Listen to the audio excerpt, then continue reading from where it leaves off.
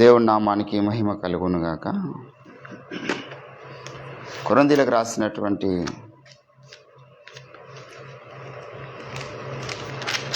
పత్రిక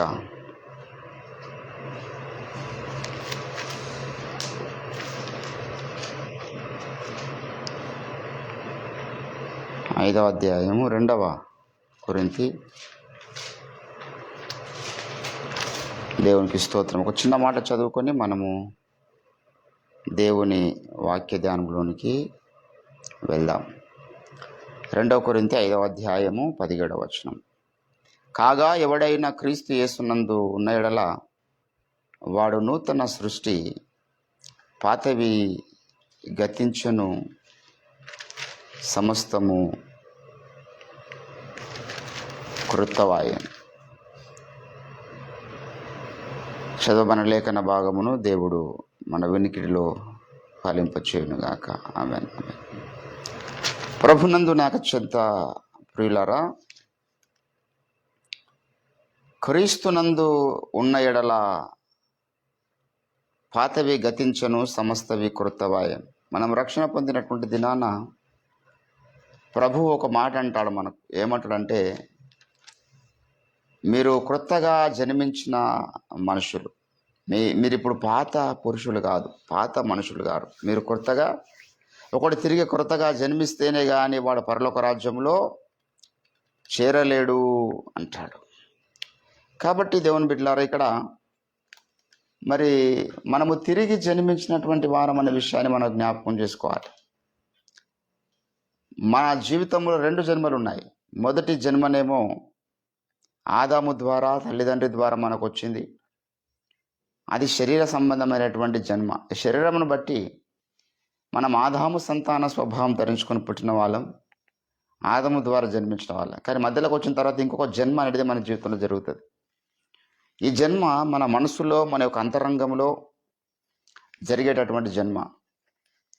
అందుకే యేసుప్రభు అంటాడు, ఒకప్పుడు మీరు మరి నాకు దూరస్తులుగా ఉంటిరి, ఒకప్పుడు మీరు పాపనియమము చేత మరి చచ్చిన స్థితిలో ఉన్నటువంటి మీరు, నేను మిమ్మల్ని విలువ పెట్టి కొన్నాను, మీరు విలువ పెట్టి కొనబడిన వారు గనుక అన్నాడు. మీరు క్రీస్తుకు దాసులే ఉండాలి. మీరు మరలా సాతాను దాస్యం కిందికి వెళ్ళొద్దు. ఈరోజు నేను ఒకరిని విలువ పెట్టి కొన్నాను అనుకో, ఫర్ ఎగ్జాంపుల్, విలువ పెట్టి కొనేదాకా అవసరం లేదు. ఏదైనా కంపెనీలో వాడు నెలకు 1,00,000 రూపాయలు జీతం ఇస్తున్నాడు అనుకో. 1,00,000 రూపాయలు జీతం ఇస్తున్నటువంటి ఆ మనిషి వీడు కంపెనీలకు పోయిన తర్వాత వాడు చెప్పిన పని చేయకుండా ఉంటే వాడు ఎక్కువ కాలం వాడిని ఉంచుకోడు. నేను నీకు విలువని ఇచ్చి కొన్నాను, నీకు నెలకి నేను జీతం ఇస్తున్నాను కనుక నేను చెప్పింది నువ్వు చెయ్యాలి. ఈ లోకంలో ఎక్కడ ఏ జీతానికైనా అదే పరిస్థితి ఉంటుంది. ఎందుకంటే వాడు కొంత విలువ ఆ వ్యక్తి దగ్గర పొందుకుంటున్నాడు. నెల కొంత జీతం ఇస్తున్నప్పుడు కొన్ని కంపెనీస్లలో అయితే మరి కంపెనీ లోపలికి సెల్ ఫోన్లు తీసుకుపోనియారు. వానికి మేము నెలకు జీతం ఇచ్చేది సెల్ ఫోన్లో మాట్లాడే కాదు అంటారు.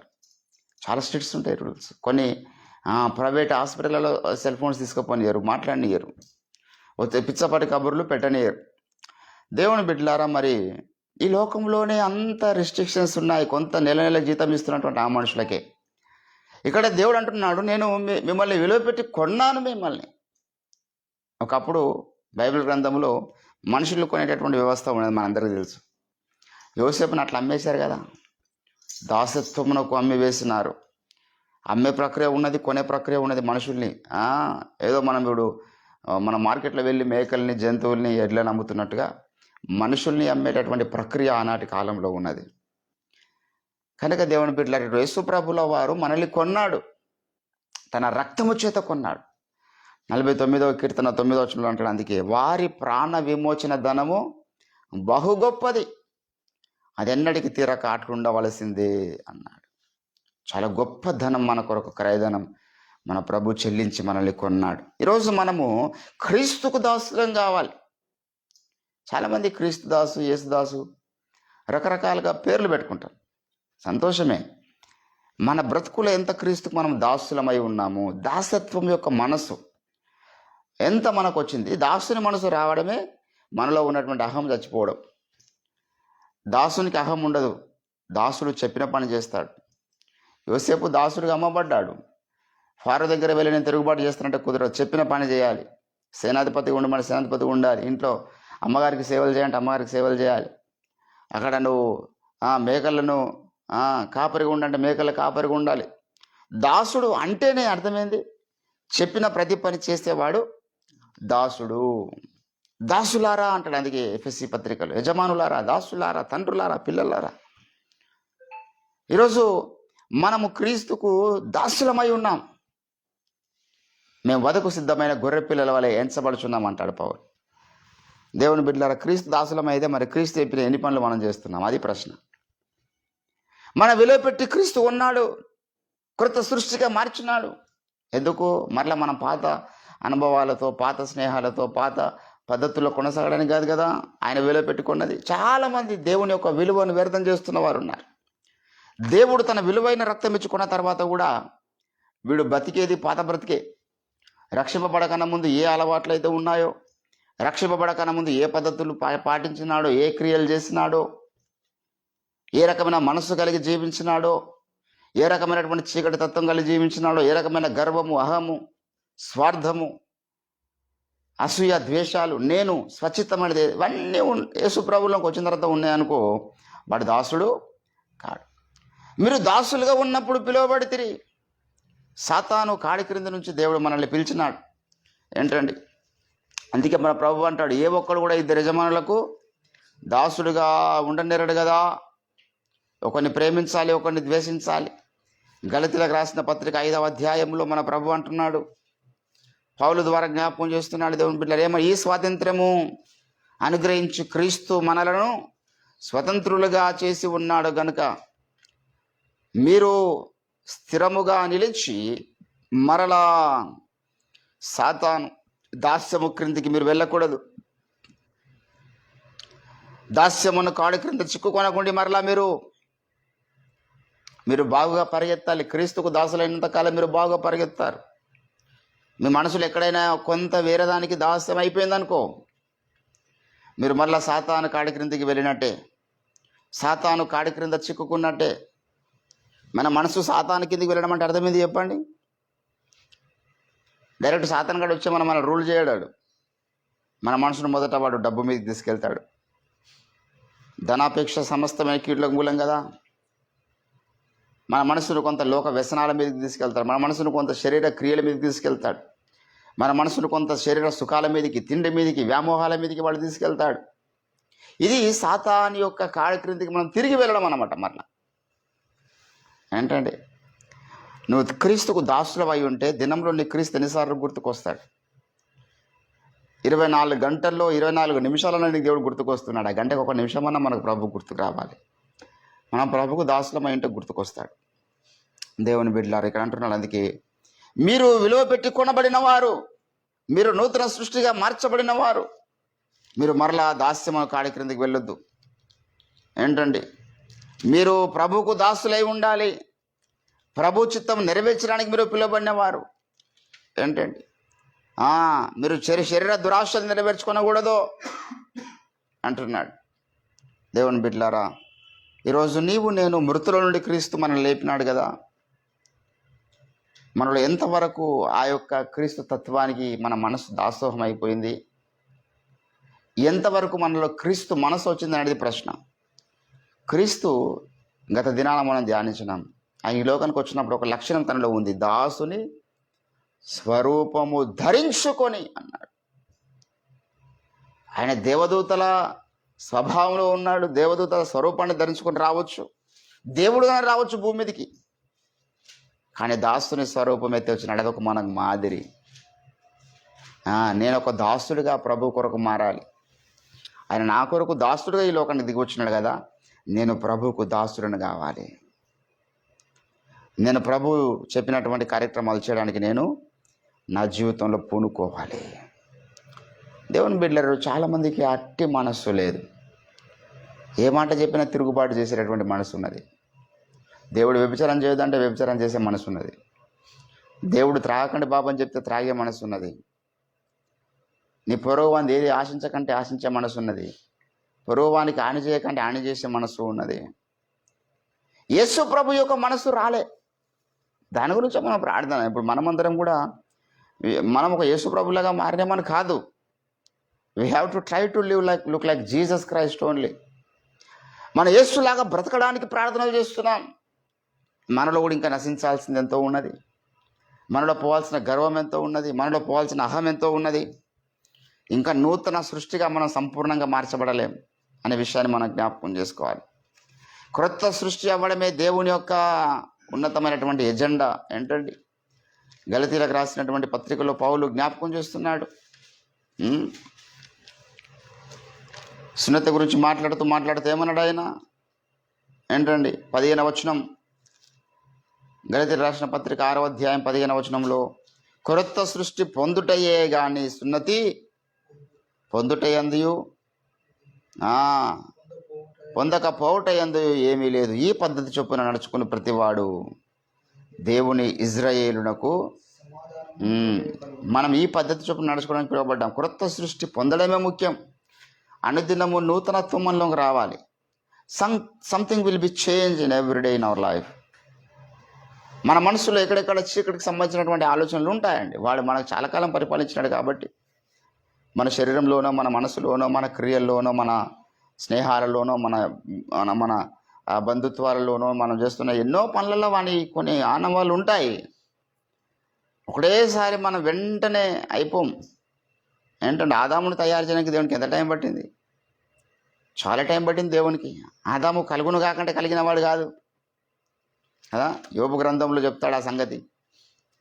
యోబు గ్రంథము దయచేసి నీవు నన్ను ఎలాగూ తయారు చేసేటివి? ఎముకలతోనూ మాంసముతోనూ నీవు నన్ను నిర్మించితివి అంటాడు. నిర్మాణం జరిగిందండి, చాలా కాలం నిర్మాణం జరిగింది. దయచేసి చూడండి ఒకసారి యోబు గ్రంథము 10వ అధ్యాయం 8వ వచనంలో, నీ హస్తములు నాకు అవయవ నిర్మాణము చేసి నన్ను రూపించి ఉన్నను. ఏంటండి 9వ వచనంలో, జికట మన్నుగా నున్న నన్ను నీవు నిర్మించితివి. ఆ సంగతి జ్ఞాపకము చేసుకున్నాము. నీవు నన్ను మరలా మన్నుగా చేయుదువా? ఒకడు పాలు పోసినట్లు నీవు నన్ను పోసితివి కదా.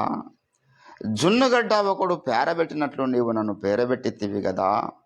చర్మముతోనూ మాంసముతోనూ నీవు నన్ను కప్పితివి కదా. ఎముకలతోనూ నరములతోనూ నీవు నన్ను సంధించితివి కదా. జీవము అనుగ్రహించిన ఆడల కృప. ఎంత అద్భుతంగా చెప్తుంది. నిర్మాణం ఎట్లా జరిగిందండి? కలుగును కాకుండా కలిగిన మనిషి కాదు. మొదటి సృష్టి చాలా టైం పట్టింది. నూతన సృష్టిగా మనల్ని దేవుడు మార్చడానికి కూడా it is take a time. రక్షణ పొందిన ఆ దినాన మనం ప్రారంభించబడ్డాం. దేవుని యేసయ్య పోలికలోనికి మార్చబడడం ప్రారంభించబడ్డాం. ఆ పరిపూర్ణత మనలోకి రావడానికి చాలా టైం పడుతుంది. అందులో మనలో దీనత్వం ఉంటే చాలా త్వరగా యేసయ్య పోలిక వచ్చేస్తుంది. మనలో అహం నశిస్తే యేసయ్య పోలిక త్వరగా వచ్చేస్తుంది. మనలో స్వార్థం నశిస్తే యేసయ్య పోలిక త్వరగా వస్తుంది. మనలో గర్వము, ఈర్ష్య, ద్వేషాలు, స్వార్థం, రహస్య జీవితం నశిస్తే ఇవి నశించకపోతే కొంత టైం పడుతుంది. ఒక్కోదాన్ని చంపడానికి దేవునికి టైం పడుతుంది. మనలో అహంను చంపడానికి చాలా టైం పడుతుంది దేవునికి. మనలో స్వార్థమును చంపడానికి టైం పడుతుంది. మనలో దీనత్వం తీసుకురావడానికి టైం పడుతుంది. మనలో ఉన్న గర్వాన్ని చంపడానికి కొన్ని అనుమతించాల్సి వస్తుంది దేవుడికి. మనలో ఉన్న గర్వాన్ని చంపడానికి మనం ఒక రహస్య పాపం చేస్తే దాన్ని తొలగించడానికి కూడా దేవునికి టైం పడుతుంది. ఎన్నో రకాల శిక్షల చేత మనకు మనలో ఉన్న రహస్య పాపాన్ని కూడా దేవుడు చంపేవాడై ఉన్నాడు. దేవుని బిడ్డలారా, నూతన సృష్టిగా మార్చబడడానికి పిలువబడ్డ మన జీవితంలో ఎంతగా దాసుని తత్వం ఉన్నది. మొదటి సృష్టిలోనేమో మనలో అప్రయత్నంగా గర్వం ఉన్నది. మొదటి సృష్టిలోనేమో మనలో అప్రయత్నంగా పాప నియమం ఉన్నది. ఈరోజు నూతన సృష్టిలోనేమో సకల మంచి సుగుణాలు ఉన్నాయి. నూతన సృష్టి అంటే యేసులాగా బ్రతకడమే. పాత సృష్టి అంటే ఆదాములాగా బ్రతుకుతున్నాం ఆల్రెడీ. నూతన సృష్టిగా మార్చబడ్డ మనం బ్రతకడానికి ప్రయత్నం చేయాలి యేసు ప్రభులాగా. అది ఎంత కష్టం. అడుగడుగున మనం అనుకోవాలి, నేను ఇప్పుడు యేసయ్యలాగా జీవించాలి, ఇక్కడ ఈ పరిస్థితుల్లో యేసయ్యలాగా ఉండాలి, ఈ పాపమైనటువంటి వ్యవస్థలో యేసులాగా నేను జీవించాలి, ఈ శోధనల మధ్య యేసులాగా జీవించాలి. ఏంటండి? ప్రతికూల పరిస్థితులు, అనుకూల పరిస్థితుల మధ్య కాదు. యేసు ప్రభుల వారు ఏ రీతిగా ప్రతికూల పరిస్థితులలో ఆయన దైవత్వాన్ని కాపాడుకున్నాడు, పరిశుద్ధతను కాపాడుకున్నాడు. ప్రతికూల పరిస్థితుల్లో ఏ రీతిగా అయితే తను వ్యవస్థ నడిపించినాడో, అటు శత్రు సమూహాలు, ఫరో, అటు సమరయులు, అటు అటు శాస్త్రులు, పరిచయులు ఎన్నో కొన్నాళ్ళు యేసుప్రభుని చంపడానికి నిత్యము ఒక శత్రువుగా చూస్తున్న సమయంలో ఆయన సువార్త ఎట్లా చేస్తున్నాడు. ఈరోజు మనల్ని కూడా శత్రువులుగా చూస్తుంది సమాజం. మరి ప్రత్యేకంగా ఓపెన్ మినిస్ట్రీస్ వాళ్ళ శత్రువులుగా చూస్తూ ఉంది. ఏమాత్రము సంబంధం లేనివాడు మన గురించి చెడ్డగా మాట్లాడేవాళ్ళు. వానికి మన నాయకుడు తెలియదు, ఆయన కాలు గోటు కూడా ఎప్పుడు వాడు చూడలేడు, ఆయన దగ్గరకు రాలేడు, ఆయన బోధ వినలేడు, ఆయన గురించి చెడ్డగా మాట్లాడేవాడు. ఏంటంటే శత్రువులు. వానికి మనం ఏ నష్టం చేయకపోయినా, యేసుప్రభుల వారు శాస్త్ర పరిశీలకి ఏ నష్టం చేయలే, కానీ శత్రుత్వం పెరిగింది యేసుప్రభుకు వారికి. అదే రీతిగా మనకు కూడా కొంతమంది శత్రువులు. లోకము నన్ను ద్వేషించింది కనుక మిమ్మల్ని కూడా ద్వేషిస్తుంది అన్నాడు. కాబట్టి దేవుని బిడ్డలారా, ఈరోజు నూతన సృష్టిగా పిలువబడ్డ మన జీవితంలో ప్రత్యేకంగా ఉండవలసినటువంటి లక్షణం దాసుని స్వరూపం. హల్లెలూయా. దాసుని స్వరూపం అంటే యేసు ప్రభు యొక్క స్వరూపం అని అర్థం. హల్లెలూయా. అటువంటి స్వరూపాన్ని మనం దేవుణ్ణి అడుగుదాం. అటువంటి రీతిగా బ్రతికించడానికి దేవుడు మనకట్టి కృపను అనుగ్రహించునుగాక. అది రండి, దేవుడి కొద్ది మాటలు మన వినికిడిలో ఫలింపచ్చునుగాక. మనం మరొకసారి దాసుని స్వరూపం. మీరు విలువ పెట్టి కొనబడిన వారు గనుక మీరు పాపమునకు దాసులు కాకుండుడి, మీరు క్రీస్తుకు దాసులు కండి అని ప్రభు మాట్లాడుతూ ఉన్నాడు. దేవా, నీలో ఈ లోకంలోనికి వచ్చినప్పుడు ఎంత తగ్గింపు, ఎంత ప్రేమ, ఎంత కనికరము, ఎంత జాలి, ఎంత దయ ఉన్నదో అటువంటి జాలి హృదయము మాకు దయచ్చు, తగ్గింపు హృదయం మాకు దయచ్చండి, దీనత్వం మాకు దయచ్చు. దీనత్వం అనేది ఒకటి లేకపోతే, సాత్వికం అనేది ఒకటి లేకపోతే మేము భ్రష్టు పట్టుకోవడానికి ఇంకా వేరే పాపాలు అవసరం లేదు ప్రభువా. మాలో సాత్వికం లేకపోతే మేము భ్రష్టు పట్టినట్టే, మాలో దాసుని స్వరూపం లేకపోతే మేము భ్రష్టు పట్టినట్టే. మేము దాసులం. మీరు ఈ లోకంలోనికి పరిచారము చేయించుకుంటకు రాలేదు, కానీ అనేకుల కొరకు విమోచన క్రయదంగా నా ప్రాణం ఇచ్చుటకు వచ్చి తిని నేను మీకు పరిచారం చేస్తుందని మీరు సెలవిస్తూ వచ్చారు.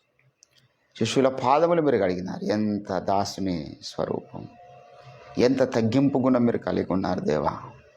నాలో మొలటి సుగుణాలు వెలుగులోనికి వచ్చినట్లుగా మీరు కృప చూపించండి. మాలో ఉన్న అహం నశించినట్లుగా, మాలో ఉన్న సాధనకు సంబంధించినటువంటి క్రియలు నశించినట్లుగా మీ శక్తిని మా మీద కుమ్మరించండి. పరిశుద్ధాత్మ నింపుదలను మీరు మాకు దయచ్చు. మీకు స్తోత్రాలు చెల్లించుకుంటూ విత్తబడ్డ వాక్యాన్ని ఫలింపచేయండి. మరొకసారి రేపటి దినం మీ యొక్క సన్నిధిలో మేము కలుసుకునే పర్యంతం మీ తోడు, మీ సన్నిధి దినమంతా మా ప్రయాణాల్లో, మా పనులలో, మా సమస్త కార్యక్రమాల్లో మీరే తోడుగా ఉండి నడిపించి మహిమ, ఘనత, ప్రభావం మీరే పొందుకోండి. యేసుక్రీస్తు నామమున ప్రార్థన చేస్తుంటున్నాం తండ్రి. యేసు రక్తమే జయం. ప్రవేశ రక్తం మనకి జయం. ప్రవేశ నామానికి సంపూర్ణ విజయం.